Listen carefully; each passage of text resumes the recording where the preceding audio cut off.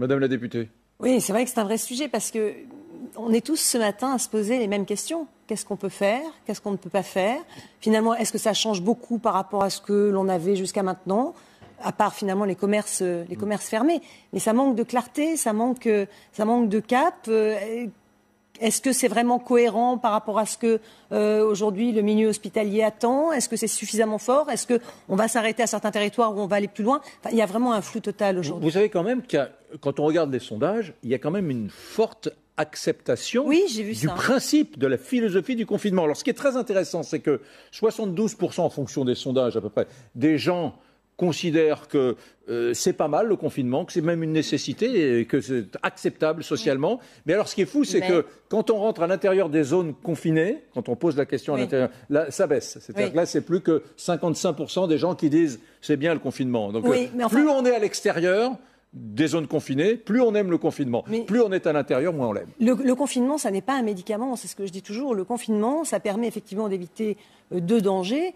C'est l'engorgement des services de réanimation et c'est la déprogrammation massive d'intervention avec, et là, c'est l'effet boomerang, quoi. Ouais. Donc, mais ça n'est pas ça. Je veux dire, aujourd'hui, le confinement permet justement d'éviter ces deux dangers-là. Ouais. Le principal aujourd'hui, c'est de vacciner, et on en parlera peut-être tout à l'heure, mais là aussi, le manque de cohérence du gouvernement et du président de la République qui se sont contredits à 24 heures d'intervalle, ça ne donne pas forcément confiance aux citoyens.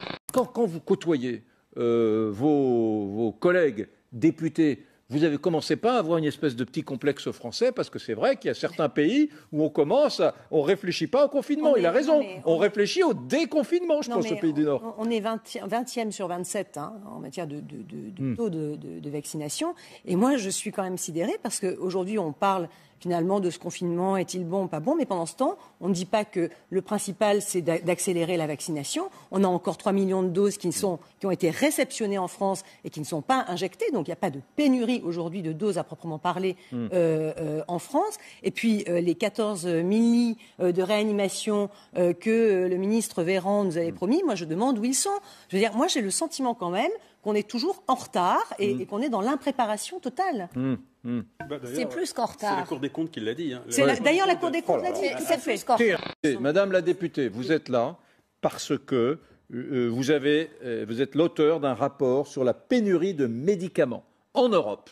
Oui. Très bien. Alors, vous parliez des médicaments et pas des vaccins. Mais comment est-il possible? Oui, c'est la même chose. Comment est-il possible que dans ce continent où il y a 381 millions d'habitants à peu près, l'Europe, comment est-il possible que nous manquions de médicaments, nous, les Européens, la partie la plus sophistiquée, la plus sublime de l'humanité?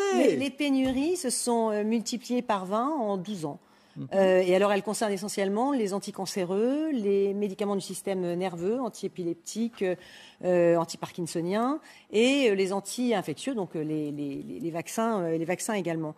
Alors, il y a plusieurs raisons. On parle beaucoup de délocalisation, ça n'est pas la seule raison. On a des problèmes sur la chaîne de fabrication, de production, des problèmes de qualité. On a des problèmes dans les appels d'offres également, où on va prioriser le prix par rapport à la sécurité de l'approvisionnement.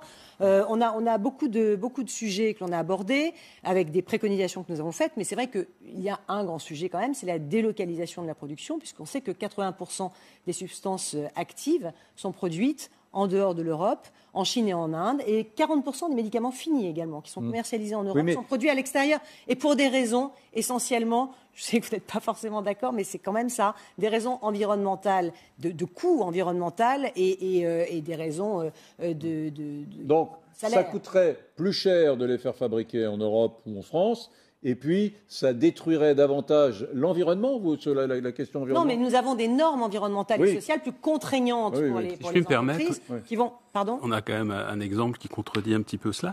AstraZeneca, ils n'ont aucune usine en Europe. Ils ne fabriquent pas à l'extérieur, ils fabriquent chez nous.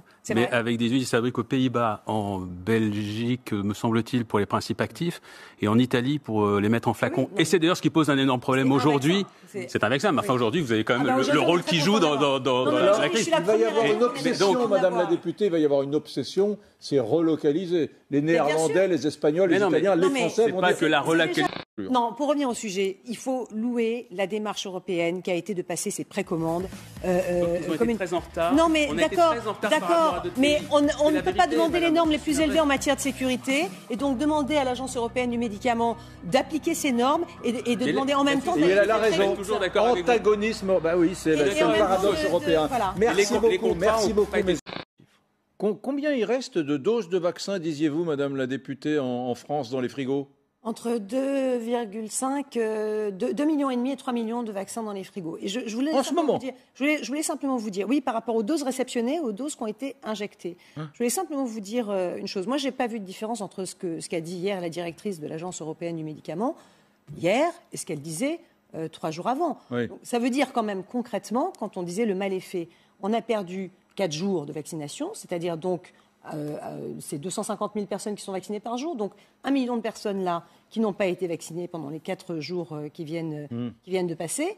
Moi, j'ai quand même du mal à comprendre pourquoi on n'a pas attendu l'avis, que l'Agence européenne du médicament confirme l'avis qu'elle avait déjà donné, plutôt que de suspendre cette vaccination. C'est tout simplement un principe de précaution. Non, mais le principe de précaution ne doit pas devenir un principe d'inaction. On en meurt du principe de précaution. Le principe de précaution ne doit pas devenir un principe d'inaction. C'est pas inaction, mais là,